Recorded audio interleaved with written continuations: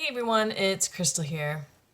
So, how can you not let the past stress you out in the present?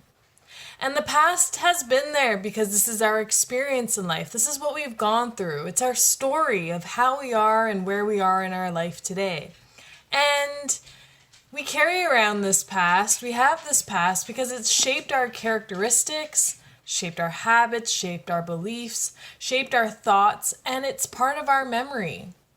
And some of us have gone through some very traumatizing, terrorizing things in our lives. And there's also those great, pleasant, amazing, happy moments as well. So it's a mix of things. But when those harder memories, those harder past experiences still haunt you, still bother you, still interfere with your everyday life, that's when it's starting to become a problem because it's keeping you from doing the things that you want to do.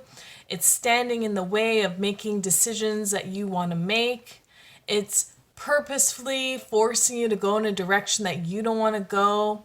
It's hijacking your emotions and it's just taking over the way you can function on a daily basis. So, what can you do about this?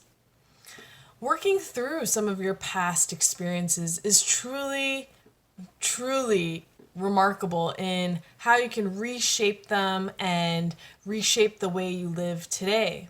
And we aren't trying to say to remove these experiences from your life or just throw them in the garbage and act like they're not that important because they are truly important. They're actually very fundamental to our own well-being and our state of life.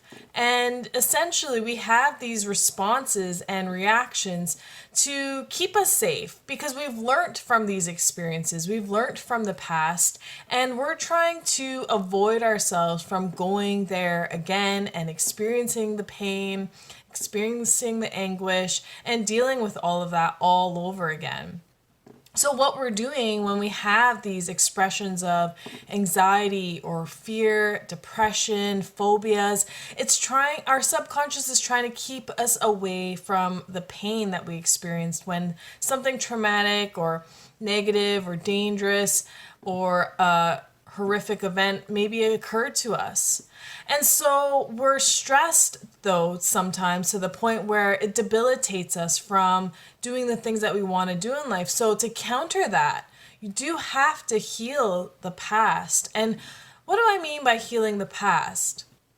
Working through the things that you have experienced on your own level and finding that way that works for you can really help you free yourself and invigorate this different emotion within you, to not allow it to define you into this box, but allow you to be uplifted by them and learn from them and move forward from them rather than debilitate you from them. And how do you do that? Reshaping the way that is in your mind. And that doesn't mean taking it away and discounting it as if it didn't happen. This means to bring a different meaning towards it. Come to some mutual understanding and some alignment with it where you're able to find that harmony between the past and the present and not allow it to continue to define you because currently, and quite frankly, I'm sure it doesn't serve you anymore. And so this is just how we build ourselves to be the best version of us by putting these building blocks one block at a time. And that means healing some of the past displeasures that you've experienced and bringing a different thought towards them and bringing a different attitude towards them and not allowing it to take over your emotions. And in any situation, you always know there's always two sides to the story, always takes two to tango. So, as much as it is somebody else's responsibility for what occurred, it's also how you responded and your part in the situation. And even though you may have been a victim in these situations, it's about how you feel about it is what we need to work on. The feeling that you have behind the victimization and not allowing yourself to feel victimized by it over and over and over again, but freeing yourself of that and allowing yourself to feel differently about it and not allow it to handcuff you and bind you in a way where this is the way it'll run your life and continuously stress you out as you have ruminating thoughts or quiet time to yourself. It just continuously intrudes your mind. So healing it on a very emotional level is really critical and truly necessary. And I've been there and I still work through it all the time. We all have past baggage that we're carrying around with us all the time, and it's just a matter of what you do with it and not allow it to affect you in a negative way where you start experiencing health issues, you start experiencing negative emotions, you start experiencing just a constant loop of the same thing over and over again. It's like you're in a tornado just waiting to be spat out. So work at healing your emotions behind this, the meaning behind all of these things that have happened in your past.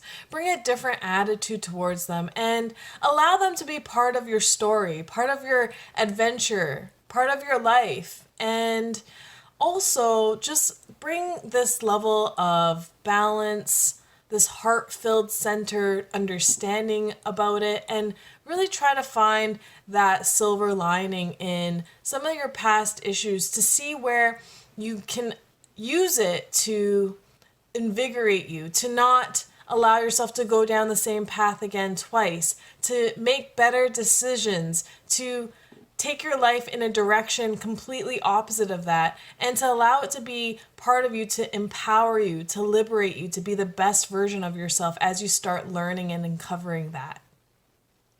So that's how you can work at letting the past go, or coming to some terms with your past, or having this mutual agreement with your past, and allow it to be a part of you where it uplifts you, it invigorates you, it's liberating for you to deal with it, to have had it in your life, and to bring it to where you are now in the state that you want to live in.